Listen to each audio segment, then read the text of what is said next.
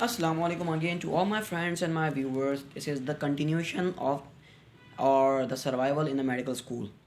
तो अभी मैं आपको कुछ चीज़ें बता रहा था पहले लेक्चर में regarding the text book, the Atlas and the reviews book. तो जो आपकी टेक्स्ट बुक होती हैं, अगर हम फर्स्ट ऑफ ऑल उसको लेके चलें तो फर्स्ट ऑफ ऑल आपके जहन में ये हो कि हमारी हायरार्की वही सिस्टमेटिक वे ऑफ स्टडीज़ है, लेकिन हमें कोई तो रिसोर्सेज यूज़ करनी होंगी ना एज अ बुक्स, ताकि हम उस पाथ को फॉलो कर सकें. तो आम तौर पे हमारे पास कुछ टेक्स्ट बुक्स होती हैं, कुछ रिव्यूज़ बुक्स होती हैं और कुछ एटलस होते हैं. तो जो हमारे पास टेक्स्ट बुक होती हैं, ये आम तौर पे वो बुक्स होती हैं जो कि that is the prior resources of anyone's, जो कि जिससे हम किसी भी सब्जेक्ट को पढ़ते हैं, उसे समझते हैं, उसे डिस्कशन करते हैं उसी सब्जेक्ट के बारे में. जैसे कि एनाटमी के अंदर, ग्रॉस एनाटमी के अंदर कोई KLM यूज़ करता है, कोई BD84 यूज़ करता है, कोई जो है वो ग्रेस एनाटमी यूज़ करता है. तो ये सब टेक्स्ट बुक. लेकिन टेक्स्ट बुक और अच्छा फिर रिव्यूज़ बुक क्या हैं?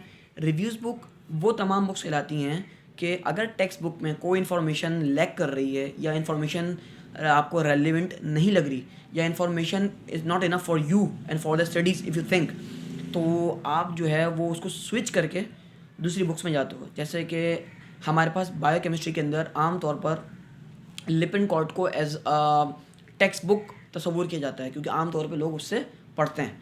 लेकिन कुछ टॉपिक्स अगर उसमें नहीं मिलते तो उसका जो अल्टरनेटिव्स जो स्टूडेंट यूज़ करते हैं वो सत्यनारायण यूज़ करते हैं, वो JP यूज़ करते हैं, वो इस तरह की चीज़ें यूज़ करते हैं. तो टेक्स्ट बुक वो जो आपकी प्रायर रिसोर्सेज होती हैं, और रिव्यूज़ बुक्स वो कि अगर आपको फर्दर रिसोर्सेज किसी भी सब्जेक्ट में इन्हांसमेंट के लिए चाहिए, या अगर कोई सब्जेक्ट लैक कर रहा है तो आप उससे उसको कोप करना चाहते हो, तो उसके लिए आप रिव्यूज़ बुक यूज़ करते हो. Now if we move towards the text towards the atlas. So atlas क्या होता है? बेसिकली एटलस जो होता है वो एक complete and a beautiful picturisation of an organ और अ सिस्टम. अगर मैं बात करूँ ग्रॉस एनाटमी के अंदर, तो नेटर का एटलस आमतौर पर जो हम यूज़ करते हैं, तो उस एटलस में क्या होता है, उस एटलस से हमें, अगर मैं कार्डियोलॉजी पढ़ रहा हूँ तो उस एटलस के अंदर हार्ट की कहीं 7 से 8 तस्वीर अलग अलग डायमेंशन में अलग अलग एस्पेक्ट से होंगी, तो आपको उसको समझने में आसानी होगी. इंशाल्लाह I will give you an example and I will show you in a next lecture, so don't be so afraid about this. Then आपके पास जो है वो ग्रॉस के मैंने बता दिया आपको एटलस आते हैं. आमतौर पे जो हम लोग प्रेफर करते हैं वो नेटर करते हैं.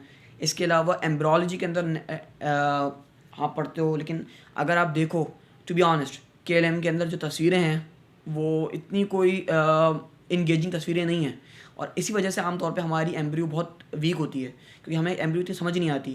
तो एम्ब्रियो के भी एटलस आते हैं. आमतौर पे दुकान पे शॉप्स पे ये अवेलेबल नहीं होते, लेकिन ऑर्डर पे बन जाते हैं. देन हमारे पास हिस्टो का एटलस, हिस्टो की टेक्स्ट बुक, हिस्टो की रिव्यूज़, हिस्टो का एटलस.